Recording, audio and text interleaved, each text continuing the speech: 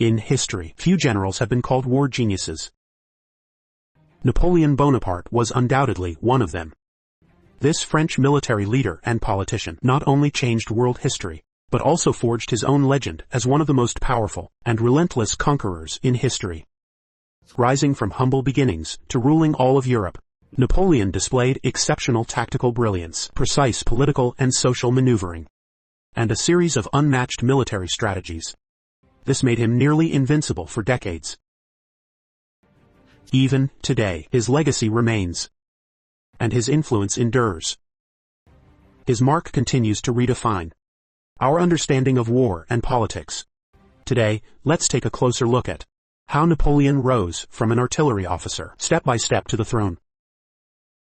Napoleon Bonaparte was born on August 15, 1769, on the island of Corsica, despite his poor family background and an early loss of his father from childhood.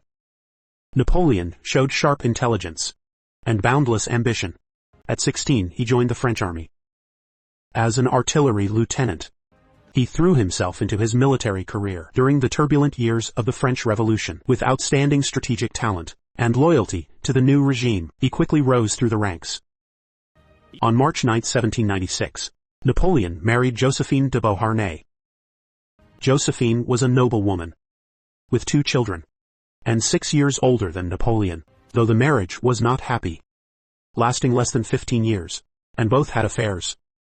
Josephine played a key role in Napoleon's career, helping him enter high society and build connections with the nobility. In 1796, at 27, Napoleon commanded the French army in the Italian campaign. He defeated enemy forces at Montenotte, Digo, and Arcole.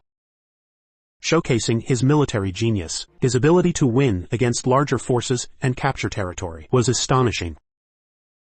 Keep in mind, defenders usually have a natural advantage over attackers, and attackers often suffer heavier losses. You might wonder how Napoleon managed this. We will analyze this in detail later. With political influence, especially his string of battlefield victories, Napoleon became a widely respected figure. Finally, in 1799, a year that changed his life and French history. Amid domestic conflicts and political turmoil, Bonaparte became the leader France needed to restore its former glory. Through a brilliant political and military coup, he ended the revolution and declared himself first consul. 5 years later, in 1804, he crowned himself Emperor of the French, further solidifying his power. Before his rise, France's territory was slightly larger than today. At the peak of his power, Napoleon's rule extended from the coasts of Spain all the way to the edges of Russia, from the Netherlands to the sunny beaches of Italy. Not only that,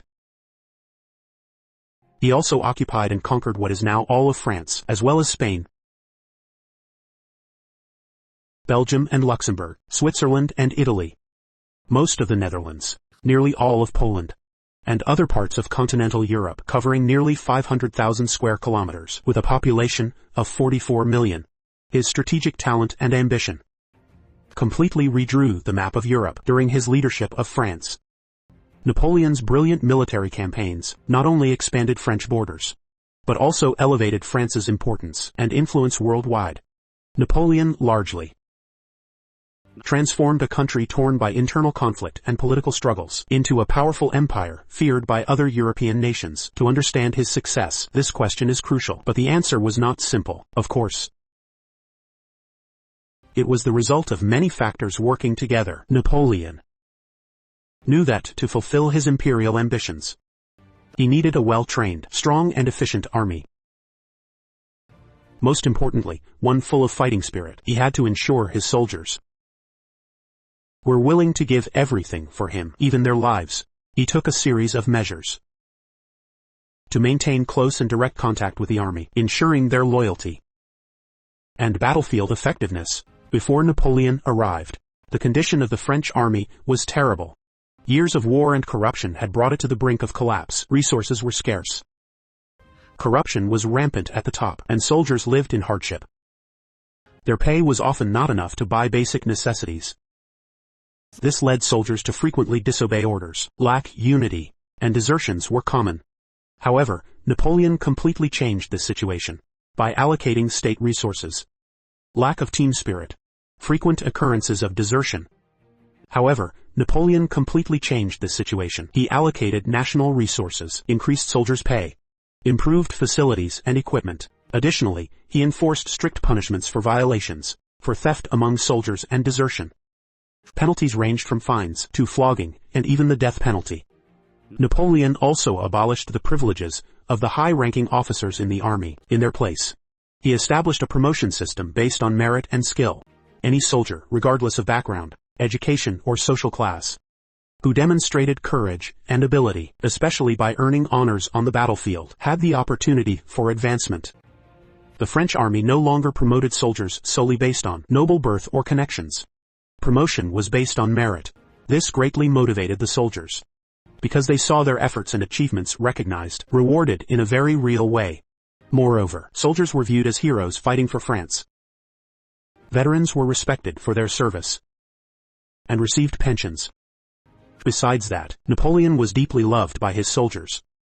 According to records from that time, he was extraordinarily charismatic. With a magnetic personality, he not only won the support of most French citizens, but also the loyalty of the army.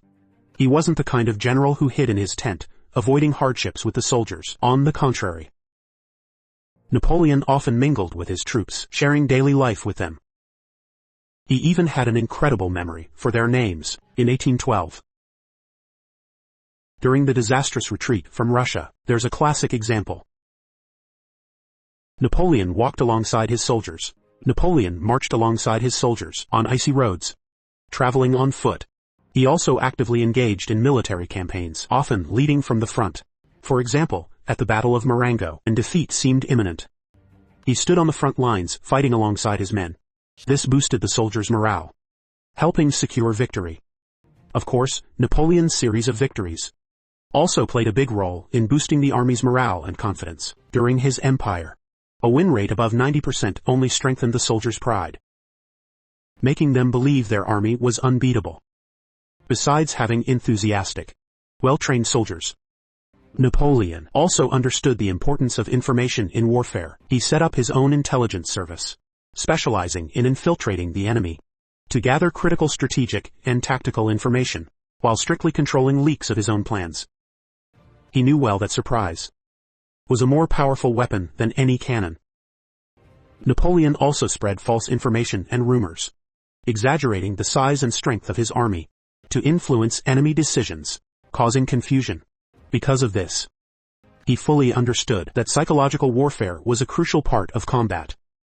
So, he often spread false information about the size and equipment of his forces, making the enemy fearful and hesitant even before the first shot was fired, gaining the upper hand in battle.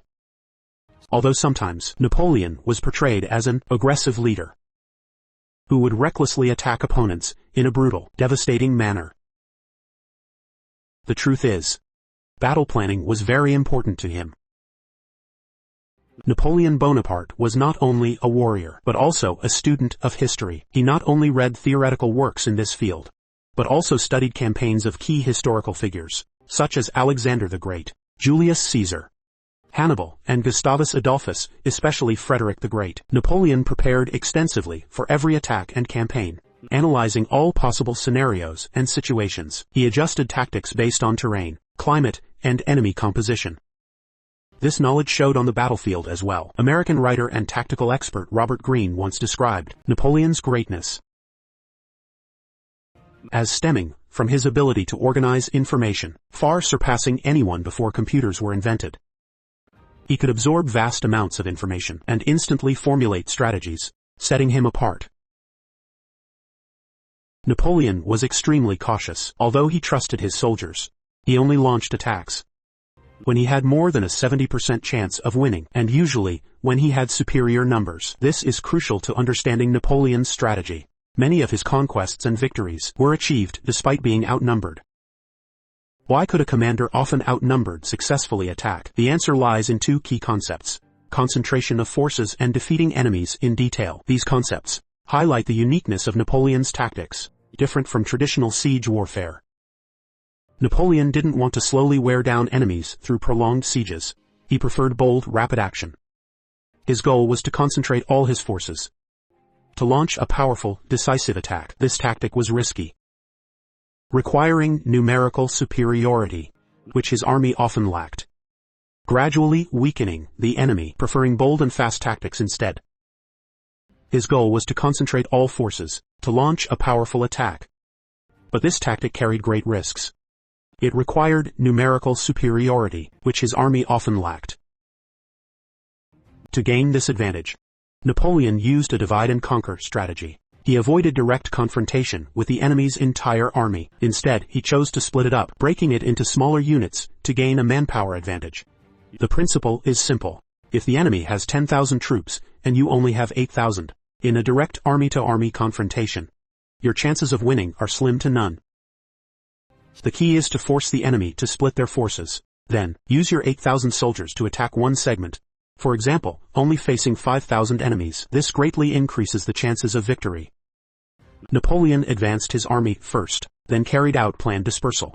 To implement this strategy, this forced the enemy to divide their troops to protect multiple targets. Once the enemy's forces were scattered, Napoleon's army quickly regrouped to concentrate their strength on a single target, gaining a decisive manpower advantage. However, executing this strategy in real time wasn't easy. He needed a highly flexible, coordinated, and extremely mobile force. Mobility was a key aspect of Napoleon's army. His soldiers were well trained to move quickly on the battlefield. Infantry, artillery, and cavalry all operated swiftly, efficiently, rapidly, and lethally. Especially the artillery played a key role in Napoleon's army, providing vital support to the infantry in every battle, providing crucial support. With revolutionary mobility and unprecedented accuracy, Napoleon fully took advantage of the technological advances of his time, deploying artillery directly to the front lines, rather than keeping it in the rear. In the preparatory stages of an attack, artillery also played a critical role. By deploying Europe's fastest artillery, Napoleon could regroup faster than the enemy, securing a clear advantage in firepower and strength. As for the cavalry, it was also crucial to Napoleon. He placed special emphasis on cavalry training and horse care, aiming to have the best cavalry in Europe. It's easy to imagine that in a military model prioritizing mobility, cavalry often led the charge in many situations, charging at the front. There's one more factor we can't overlook: Napoleon's famous Imperial Guard.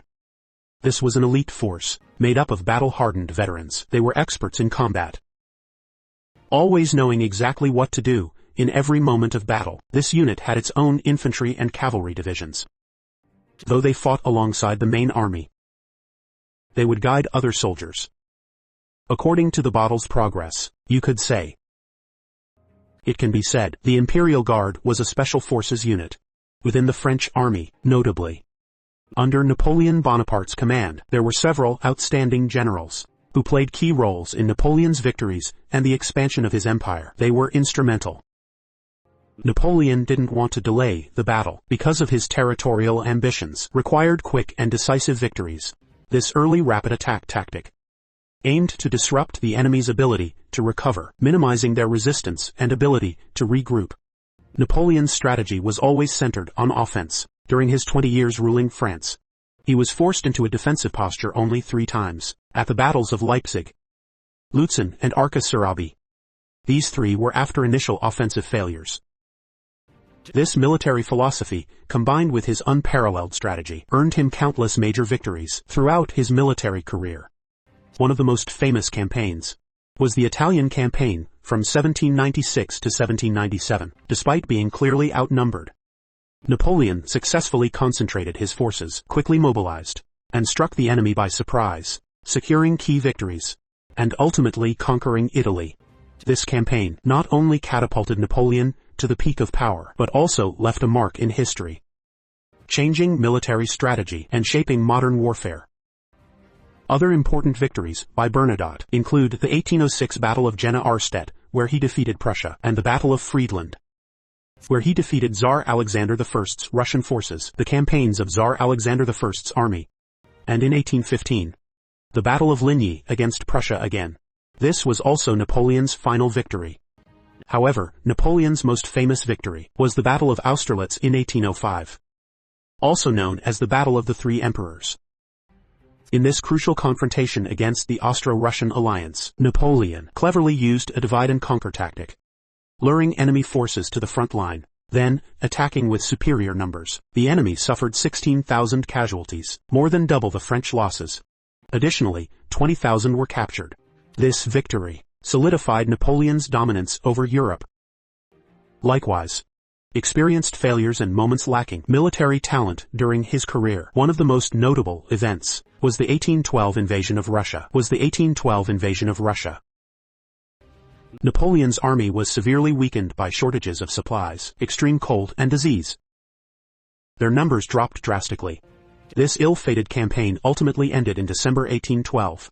Napoleon and his army completed their retreat from Russia, but by then the army was severely weakened. During this grueling retreat, facing harsh winter conditions, Napoleon took extreme measures, ordering cannons to break the ice, abandoning part of his military equipment, especially supplies and gear that couldn't be transported properly due to lack of suitable transport. Though this tactic was drastic, it reflected the severity of the crisis Napoleon faced at the time, and his relentless efforts to keep the army operational. Despite these efforts, the 1812 Russian campaign dealt devastating blows to Napoleon and his empire, marking a crucial turning point in his military career. This turning point is often compared to Germany's campaign against the Soviet Union in World War II as a parallel. In short, Napoleon's close relationship with his soldiers, and his focus on intelligence and careful planning of each offensive, especially his revolutionary battlefield genius, made Napoleon and his army a source of fear across all of Europe. Under his leadership, France built one of the largest and most powerful empires in history. However, history often shows no empire lasts forever. After the defeat at the Battle of Leipzig in 1813, the Allied forces invaded France, and Napoleon was exiled, though he escaped successfully and rebuilt his army during the 100 Days. His defeat at the Battle of Waterloo in June 1815 marked the end of his military career. Napoleon Bonaparte was exiled again, this time to the remote island of St. Helena in the Atlantic, under strict British supervision, where he spent his final years. Finally, on May 5, 1821, this former world ruler passed away, marking the end of the Napoleonic era. Although his brilliant tactics and military genius ultimately couldn't prevent his downfall, he succeeded in engraving the name Napoleon Bonaparte into the Hall of Military History. Today, his legacy remains a subject of study and debate.